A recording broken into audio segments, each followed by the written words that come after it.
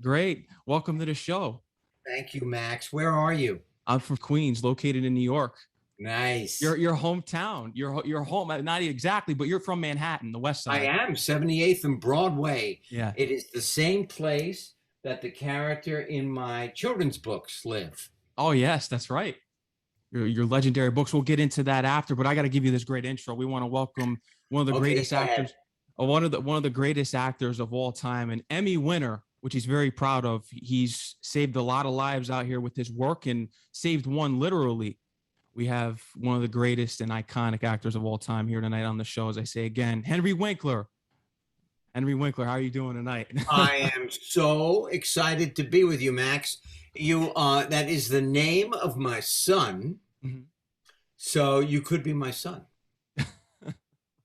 He's just a little older than you. Yeah, and he's a director.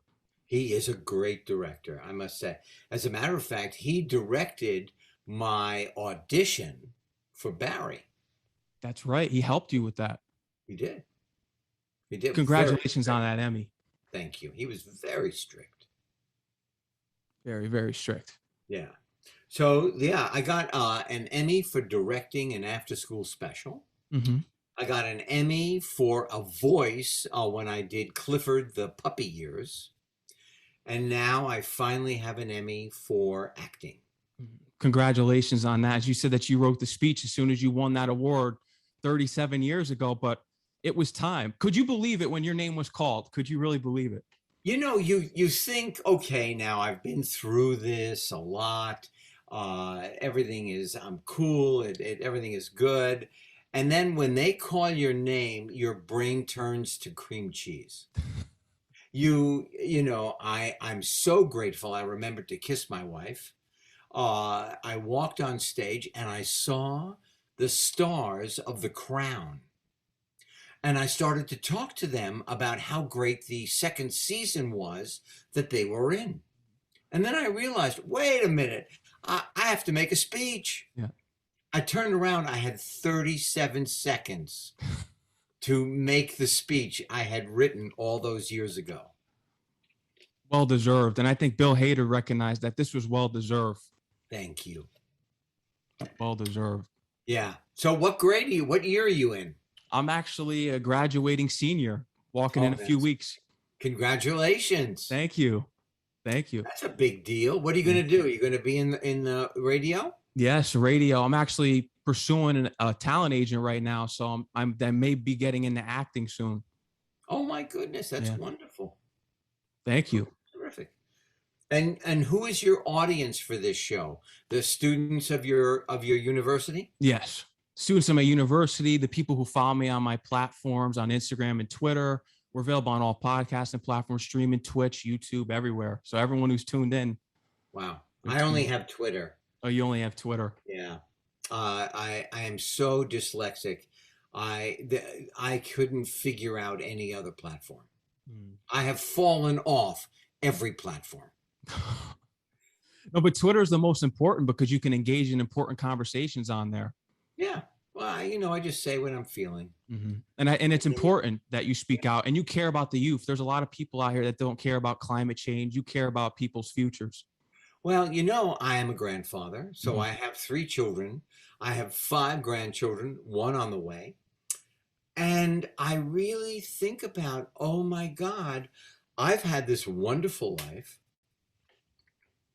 in peace. I've been able to earn a living doing what I dreamt of doing. And now we live in such turbulent times. When I was a little boy, polio struck America. And I didn't hear one human being say, I'm not going to get that vaccination. And they literally shut down polio. Measles, smallpox, gone. This virus keeps mutating until we get it together as a nation, maybe as a world. But, right now we live in America. It's like shocking. Yeah. And you actually have a pillow of Dr. Anthony Fauci in the background. And I can't believe that people would discriminate a doctor because he's the one that really has the knowledge about this thing going on. Well, not only that, but also that's Fouch on the couch. Fouch on the couch. Fouch on the couch. And he's been with me since March of 2000. I got him from my nephew who had him in his car, and I just said, "Well, I'm going to reappropriate this and put it in my house." And he has been with me on every Zoom since March of 2020. Wow. See, you would have never have known that, but it's important that you do speak out about these things. And we know we've seen the conflicts that people have had with you with saying how you feel, but it's important, as I said You know before. what is great? I don't see them on my feed. So other people say, "Oh my God, I'm so sorry this is happening to you." Like, I love to fly fish for trout. Hmm. It's one of my favorite things. It is the only adult book that I wrote. I never met an idiot on the river. And, it started off as photographs when I was fly fishing. Wow. And then it turned into everything I learned about life while on the river. People started to attack me this year. First time. And I never saw it. Oh. Everybody said, "Oh, leave him alone. He puts them back. He doesn't keep any fish. He doesn't eat the fish." But I never saw the controversy. I think we live in a sensitive time where everyone could be sensitive. It's such different times now. Yeah, it really is. How do you feel? How do you feel about the student body? Do they seem to be on board with protecting each other, taking care of each other, or Yeah, is there a lot of discourse, a lot of discord? there's some discord because there's a lot of people on campus that feel as though they can't get their voice heard, and we know who those people are and who they support. And there's a discord between the student body. You would think that it would be more united, especially on a college campus, but you do see the discord on there. Yeah, right. Well, I guess that's everywhere. Yeah. You know, it is everywhere. Listen, here's another thing that I think about. I wrote that if the only thing that is going to bring this country together in the immediate future is a cataclysmic event, which means a natural event. Then people said to me, "Well, we had a pandemic and that didn't do it." But the pandemic pushed us all into our rooms, into our dorm rooms, our houses, wherever it was. It pushed us apart. But when there's a flood and you're on your roof, I don't think when that person is coming with a boat to get you and your dog, you and your grandmother, you and your family off that roof, I don't think you're thinking, "Wow, I don't like the color of that person's skin," or "Wow, I wonder what their politics are." All you're thinking about is, "Thank you, get me off my roof. I will die here." You see all the NFL players speaking out against the vaccine now, and that's why I can't understand why there aren't people more united, because you have people from all races speaking out against the vaccine. So why do we always have these racial tensions? It's like everyone thinks the vaccine's a conspiracy. You know what? I don't know. What I know is there was a woman who stood in front of some city council who kept putting metal on her body because she thought it stuck because there was magnets in the vaccine. Of course, it was her sweat that held the key to her chest. But, she thought it was magnetic. Yeah.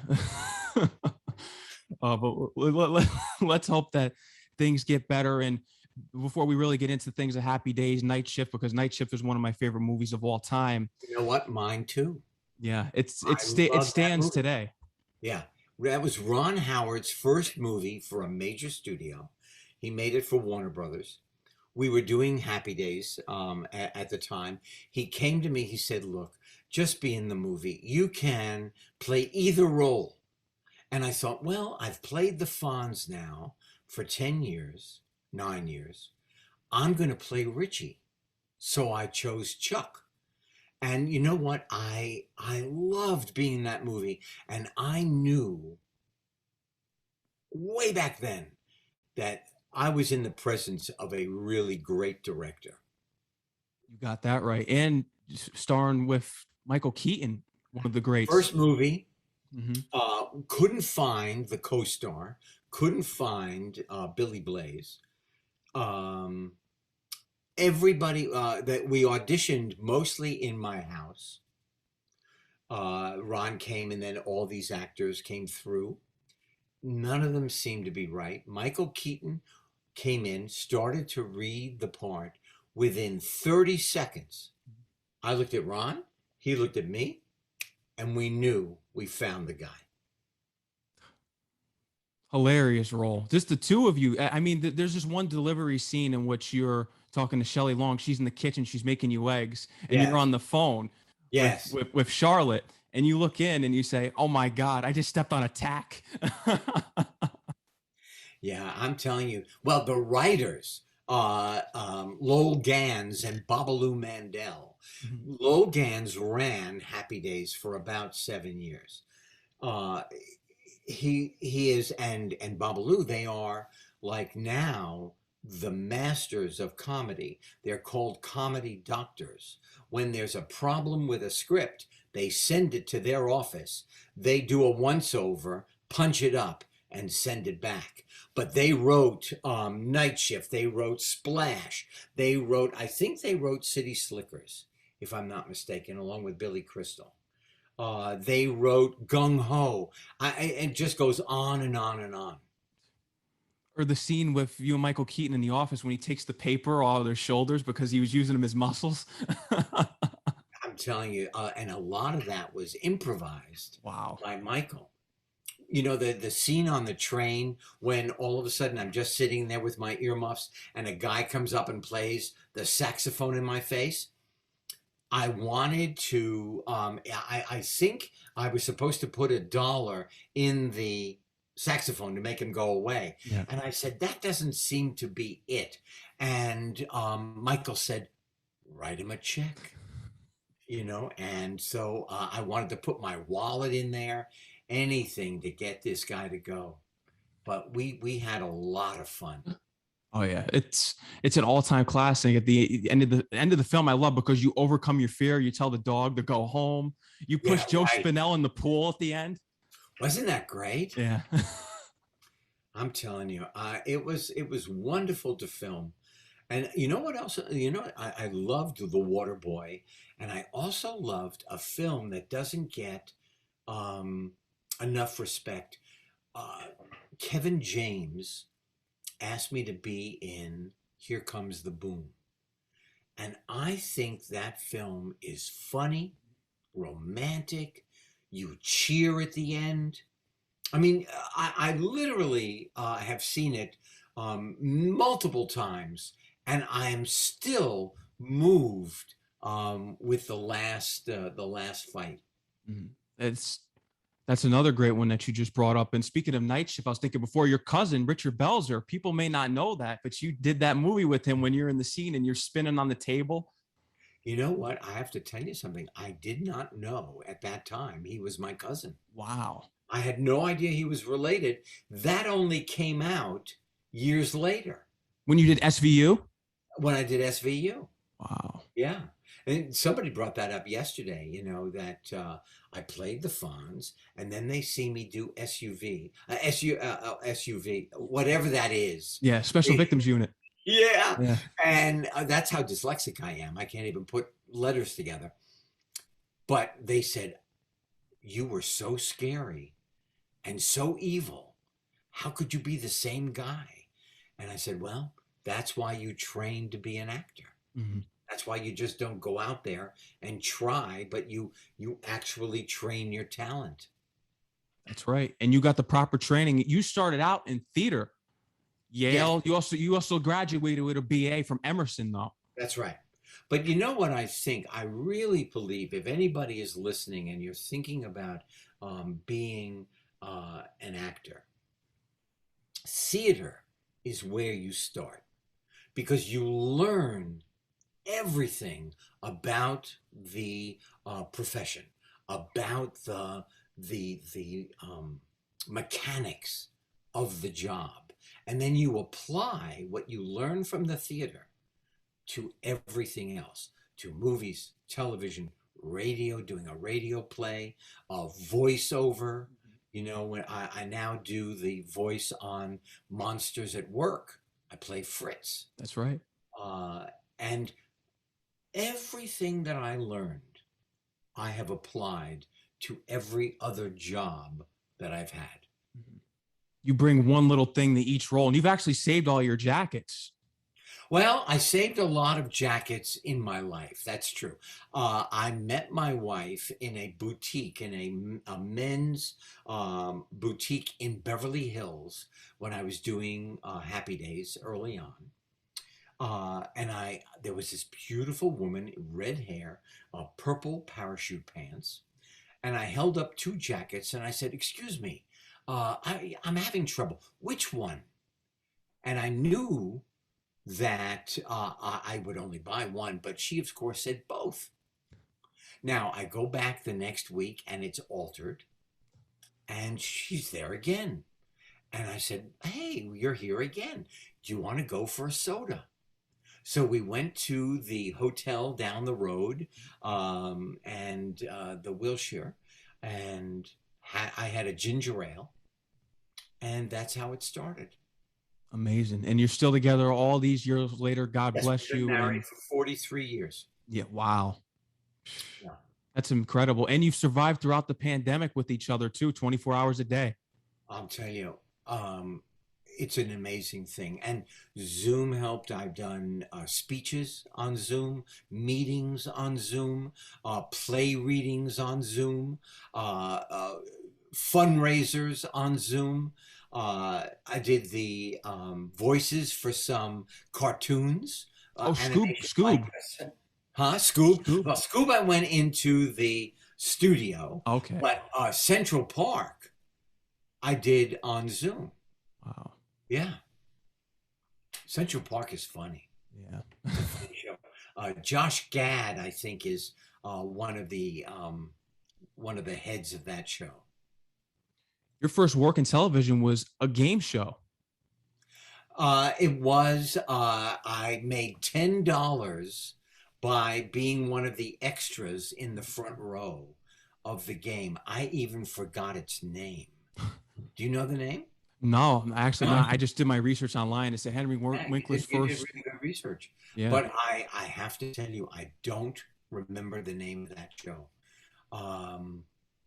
Then what else did I do there? Oh, commercials. I did a lot of commercials. That was a savior for me because I worked in front of a camera. I did vignettes, little slices of life for decaffeinated coffee, American Airlines, a zipper company, VO5, which was a hair product, Alberto VO5. I don't even know if it still exists. But it was great training ground for working in the theater. Mary Tyler Moore, you had a part on there too. First job in Hollywood. I landed. 1 week later, I went and auditioned. There were 4 lines. I had lived it to 8. And boom, I was on my way. And eventually you get the role as Butchey in Lords of Flatbush. That was before I came to California. So I get the part. Now, I'm walking down the street with another actor. We're going to audition for commercials. He said, there's a part open in this independent movie called The Lords of Flatbush. And I said, okay. I called my agent immediately. Well, there were no cell phones at that time. Yeah. I went to a payphone, called my agent. They got me in. I ad-libbed. I got the part. It was the only time in my entire career that my career intersected with Richard Gere. He was let go. I was hired. And I starred with Sly Stallone in The Lords of Flatbush. And you studied him. I did. He is so smart, so funny, and such a prolific writer. Yeah. Sly is a gem. He is a gem. And he presents himself one way, but he really is this artist in the rough underneath. And eventually you were the one that kind of helped him out with Rocky, because he gave you the script. That was amazing. So I'm here in California. I'm doing, I have an apartment right off of Sunset Boulevard. And I get a call. And it's Sly. He said, I just arrived here in California and my car broke down. I said, okay, you tell me where you are and I'll come and get you. And I picked him up, his first wife, Sasha, and their bull mastiff that had so much slobber, I need to wear a bathing suit in the back seat. So I take all of his stuff. We get to his apartment off of Sunset Boulevard. Now he said, I have a script. I take the script to ABC because Happy Days is on ABC. I sell it. I go, hey, Sly, we're in. I sold it. Now ABC comes to me and they said, you know what? We want to put another writer on it. I called Sly. I said, Sly, I got bad news. The good news is we sold it. The bad news is they want to put another writer on it. He said, Henry, don't let them do that to me. And I went back to ABC and I said, okay, this is weird. I'm giving you your money back. I need that script. They said, we don't do that. I said, you've got to do it. Now, thank God I was playing the Fonz, and thank God the Fonz was a hit. And so that gave me a little bit of leverage. And they went, all right, for you, I'll do this. And I got the script back, gave them the money, gave the script to Sly. About a year and a half later, Rocky came out. I wonder what ABC thought at the time, what ABC thought. Thought, whoa, we made a big mistake. Just think that you touched the script of one of the greatest movies of all time. Unbelievable. Unbelievable. But I must say that I was, I have not been in contact with Sly for a while. Wow. But I have this warm relationship with him. And he's really one of the greats. Yeah. He truly is.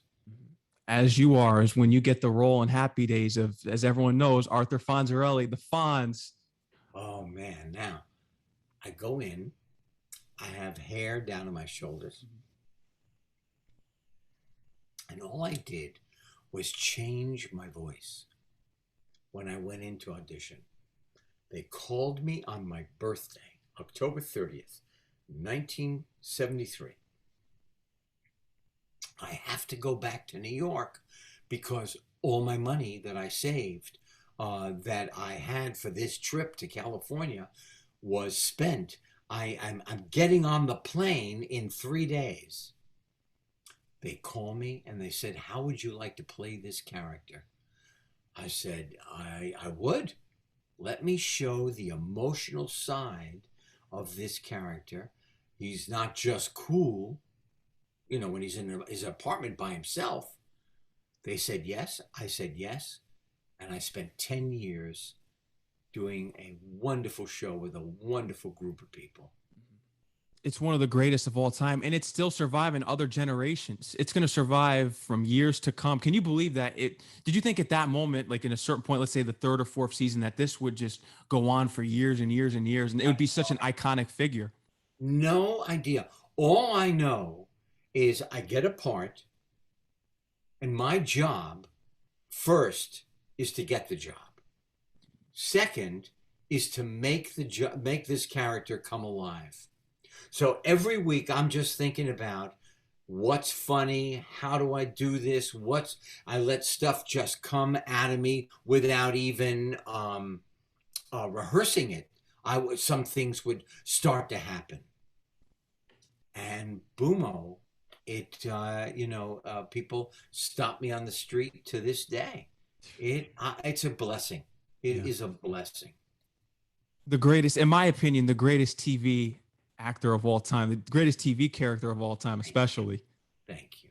Yeah. It's just so iconic. Everyone knows who the character is. It's just, I feel as though even if you're not even born yet, you know who the Fonz is. Well, he's been on a lot of different channels, Yeah. in 126 countries. Now there are these pop-up dolls. You know those pop-up? Is that what they call Oh, those the little Pop box? Funkos. Yeah, right. Yeah, there is one. I've seen it online. And there's one of the principal from Scream, Principal and there's Himbry. now and there's now one of the Fonz, Wow. and it's an amazing thing. I'm proud and excited and grateful. Do you remember your first day on the set of Happy Days? I do. I do. There was a joke, and I couldn't make it work, and I was so frustrated that I started to punch my script. And Ron Howard, now I'm 27. I got it on my 27th birthday. So I'm the oldest teenager ever. Ron Howard puts his arm around me and walks me to the back of the soundstage. We were on soundstage 24 at Paramount Studios. And he said, the writers work very hard. I wouldn't punch my script. I said, Ron, I will never punch my script again as long as I'm a professional. He is so wise. He just is an incredible guy. I just emailed him the other day and said, I miss you. Where are you in the world? He was in Australia, I think, making a movie. Wow. Yeah. At least he's keeping himself busy and still doing something despite the pandemic. You know what? He keeps himself busy. He's got a drive that just doesn't quit. Yeah. That really is the name of the game for everybody who is listening to your show. The key to your life is your will, your tenacity.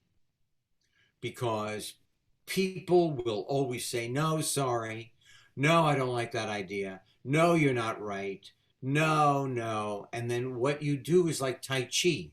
You move out of the way. You let their energy go by. You come back to the center and you keep moving because you believe in yourself and you wind up where you want to be. It's the way the world works. Yeah.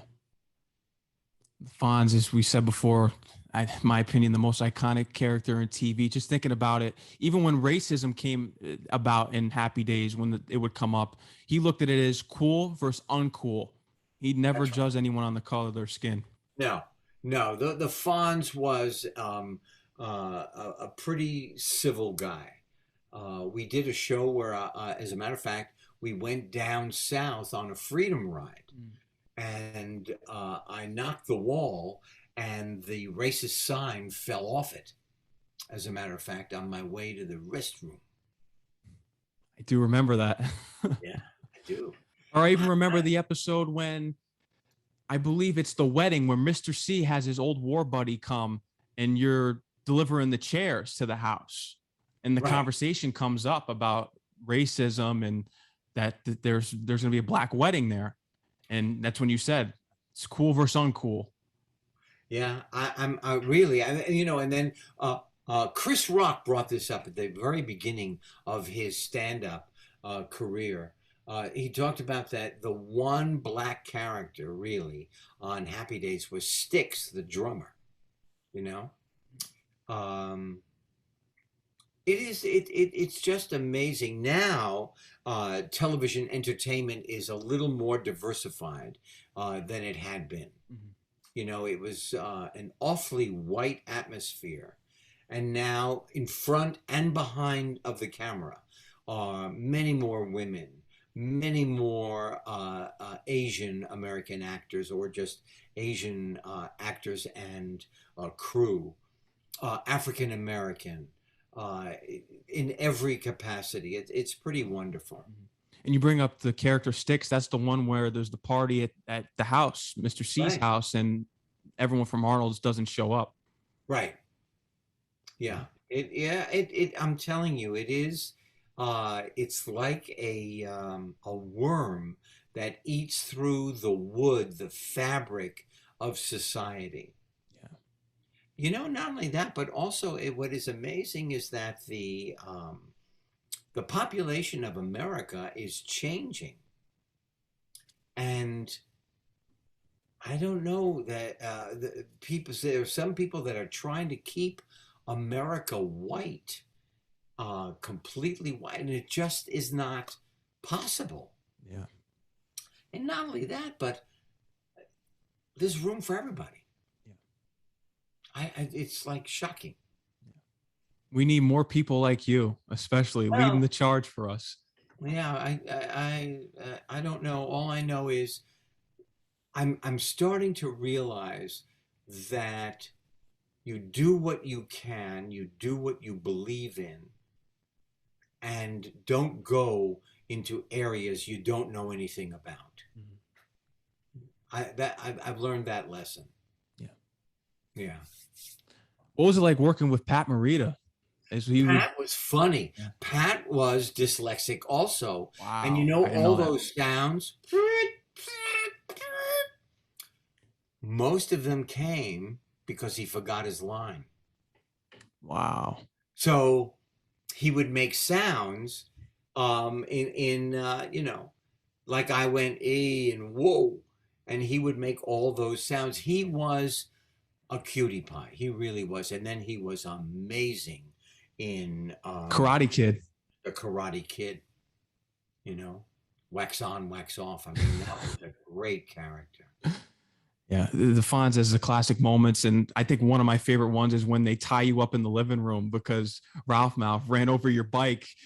I'm telling you, we just read that script for a political fundraiser like 6 or 7 months ago, or maybe 8 months ago.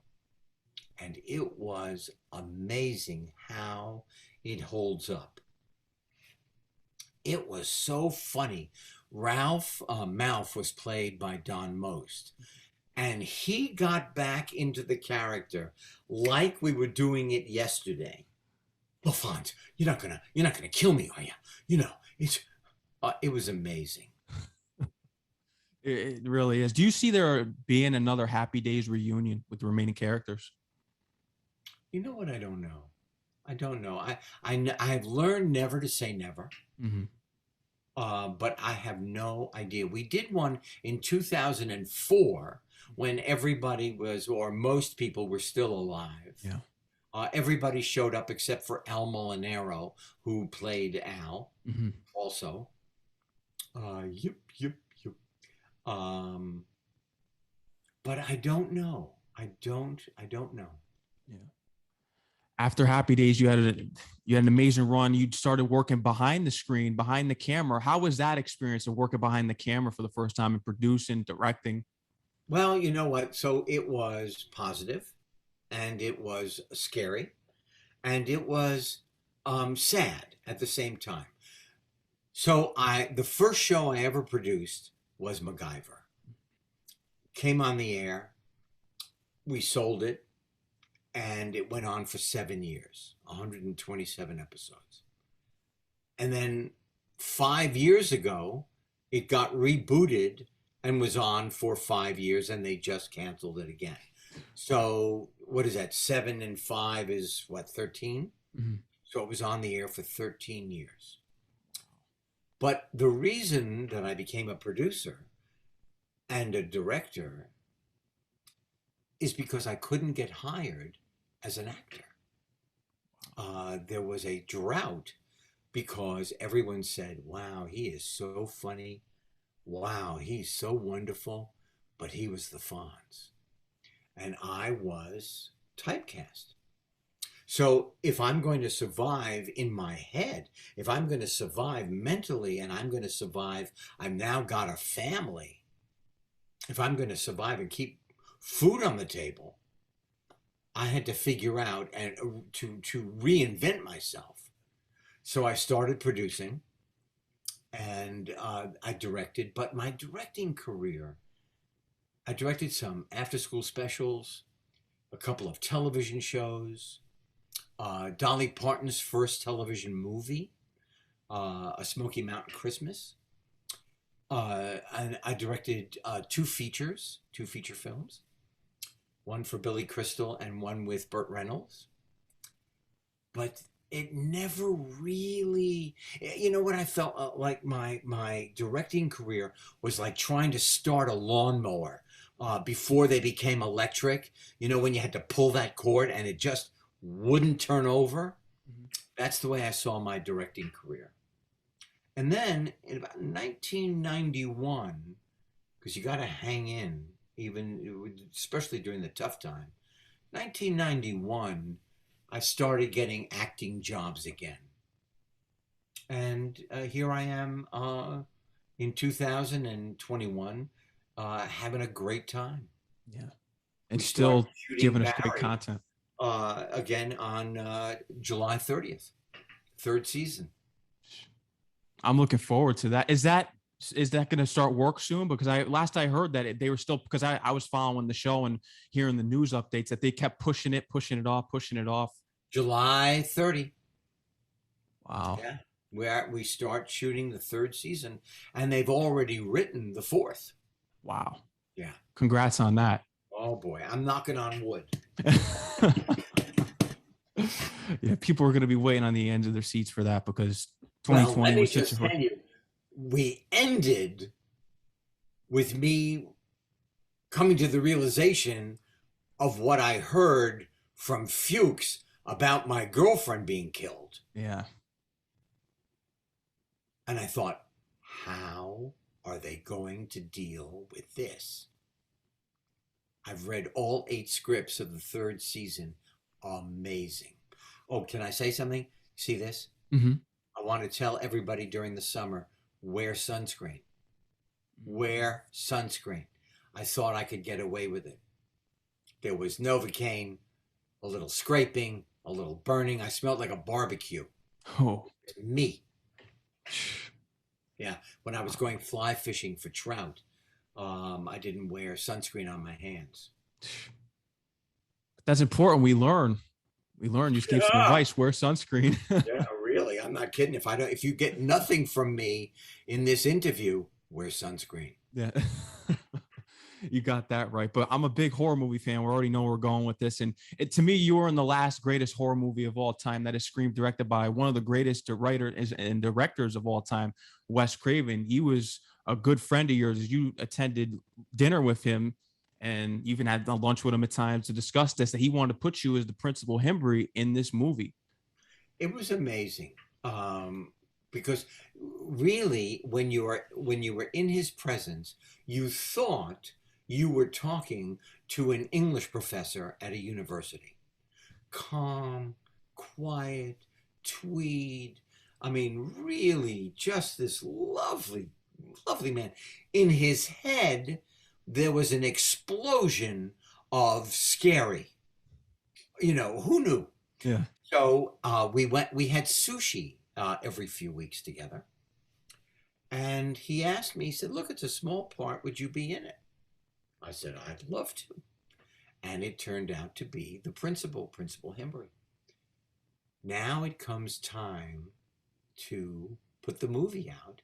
And I'm told by my agent, you know, you're the Fonz, and they're worried it's going to like knock the balance of the movie off, having the Fonz's name up there. So they're not putting your name on the screen. They're not putting your name on the one sheet. Now every movie is tested in front of a live audience. They go to different parts of the country. Denver is a big city for that. Chicago, LA, you know, out in the valley in LA. So now they're testing the movie, and my character walks on screen and I get a cheer. Now all of a sudden, the same company that said, sorry, we're not going to put your name on the screen, said, would you do press for the movie? I said, you didn't want me associated with it. Now you want me to do press? Amazing. Unbelievable. And that scene took 2 hours when they tried to get the ghost face reflection in your eye. Yeah, that shot was very precise. That was an amazing thing. Yeah. Wes knew exactly what he wanted. He was great. the first time I got stabbed, I yelled and I didn't want to overact. And he came over to me and he said, "Do you think it might be a little more excruciating?" I said, "I can do that. Yes, yes, I can yell louder." And if you think about it, in the scene in the closet, the Fonz jacket's in there. Yeah, amazing. Amazing. You tried on the first Scream mask too. You know what? I want to tell you that I forgot that detail. Wow. I forgot that detail. Thank you for reminding me. Oh yes, yeah, because not everyone knows that. You have to have the true trivia of movies, and I remember that the Fonz Really? jackets. Well, apparently I'm not up on it. No, you're Henry Winkler. You got to be up on it. But I mean, just your lines in that film are memorable. When the scene in the office with the two kids, and they say that it's not fair that you expel them, and you said, "You're right, it isn't fair. Fairness would be to rip your insides out, hang you for a tree where you can expose the lifeless and sensitive little shits that you are." I'm telling you, Wes Anderson, not Wes Anderson, that's a whole other kettle of fish. That movie is going to open in October. Wes Anderson's new movie. But Wes Craven, that he wrote that line. This wonderful, quiet fellow. Unbelievable. And then when you go out into the hallway, it's just you play a rare principal. Well, maybe if we don't see principals like this, just going out in the hallway and you see damn little shits because they kept knocking on your door. And then you see Wes Craven in the Freddy sweater. Well, yeah, he loved that. That was great. He really loved putting one movie in another. That was great. And then it went on to become a classic. That's, I'm so fortunate when I don't always think about this, but when you look back and I take a look at what I've been part of and who I've worked with, yeah, it's just amazing. It really, really is. I must say, I am a fortunate fellow. Yeah, you are. And rest in peace to Wes Craven. But yeah, man, what are some of your favorite horror movies of all time besides working in Scream? I have never gone to a horror movie. Wow. I get so scared. I saw Jaws in whenever it came out, 1975. 1975. I went to the movie theater, and when the fish came out of the water, I jumped so high. I went from my seat to the seat in front of me, in the row in front of me. All of a sudden, I was sitting in some woman's lap. I'm telling you, I don't do well. I don't go on roller coasters. I don't enjoy being scared. I don't. I also don't like movies where the person, like Body Heat, great movie. I'm told, but people who are so manipulative, who are so evil, scare me to death because I'm always afraid I'm not going to pick up on the cues, and I'm going to fall prey to someone like that. Yeah. No, I never knew that, but Jaws is, if you're going to go see a horror movie in theaters, that would be the one to go see. That's the top one. Mackerel. That was it. That was the beginning and the end of my horror movie career. Yeah. Then Wes Craven came along and you became a part of one. And yeah, but you know what? Doing it, when you make a movie, you do your close-up, you do a medium shot, you do the wide shot with everybody, you do other people in the scene. You're not aware of being scared. No. And then when you do a horror movie, there are maybe a multiple of 10 more shots that you must do to get the reaction in order to get the moment of fear. It's much more complicated than your average movie. Yeah. So you're not aware of, you're not scared, and you're there and you're watching what's going on. But when you see it on screen, whoa! Oh. And here's something great. I did not work with her, but Drew Barrymore, I met when she was a little girl. Her mother was one of the prostitutes in Night Shift. Wow. I never knew that. Yeah. So she would come to the set, and there's this wonderful little girl.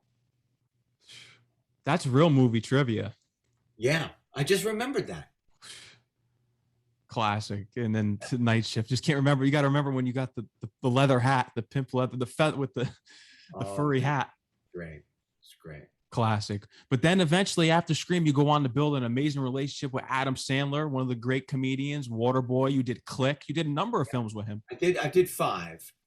One of them was Henry Winkler Covered in Bees. And he called me up, and I think it was at like 10 o'clock at night. He said, "You got to do me a favor. Manny Sosa can't come." And I said, "Okay, where am I going?" And so I went to the park here in LA, and I got into makeup at about 11. At 3 in the morning, I was ready to shoot. I thought, oh my God, I'm doing you a favor. And I'm here at 5 in the morning shooting, being covered in bees, acting as if there was a swarm, which was going to be put in electronically later on. But Adam is also, he's in charge of everything he does. He doesn't dress well, but he's brilliant. He really is. And we move on into Arrested Development. You play the family lawyer. You jump the shark for the second time. Years later, you jump the shark for a third time on Jimmy Kimmel. So you're the first person to jump the shark 3 times. You know what? That is true. And I'm proud of it. Arrested Development, the lawyer. That's a funny role. I was hired for like 1 or 2 episodes, and I stayed for 5 years. You know, that was an amazing thing. Now, that's another guy, Mitch Hurwitz, who is the head writer and creator of Arrested Development, is truly a genius. So I have Gary Marshall. Ron is amazing. Adam.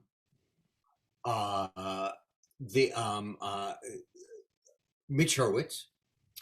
Bill Hader and Alec Berg together make a circle of greatness. And then I did Parks and Rec. I did a lot, a few episodes.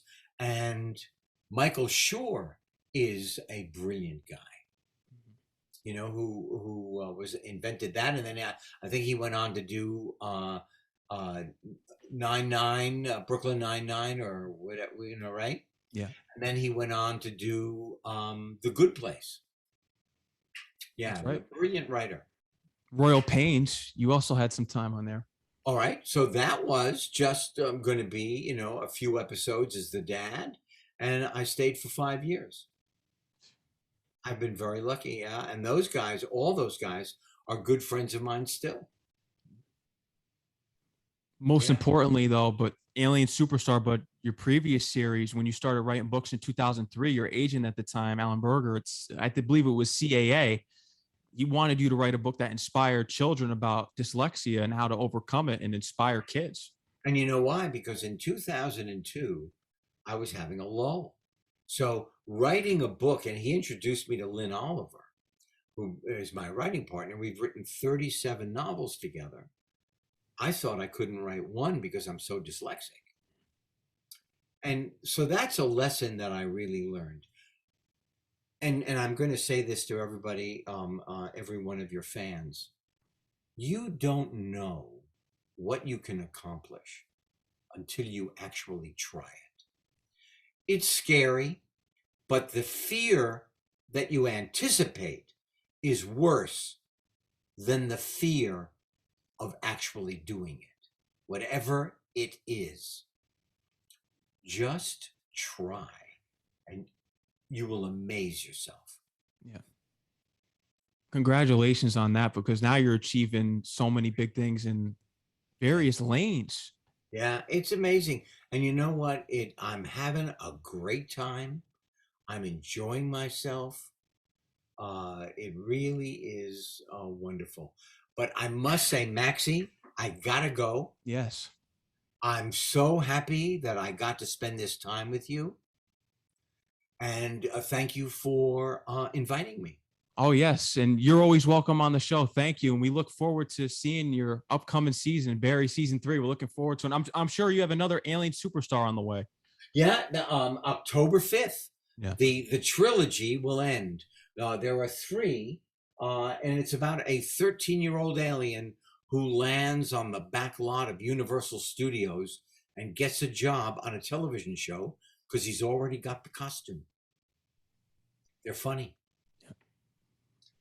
Have the most wonderful life. Yes. I look forward to hearing you on the radio. Oh, thank you. Thank you, Mr. Winkler. I appreciate it. I want you to enjoy the rest of your night, and we look forward to everything else you have coming our way. Thank you. I'm going to have a little roast chicken. Good for you. And you know, enjoy the rest of your night. As I said, and we look forward to everything. And the best to you. Yes. Thank you.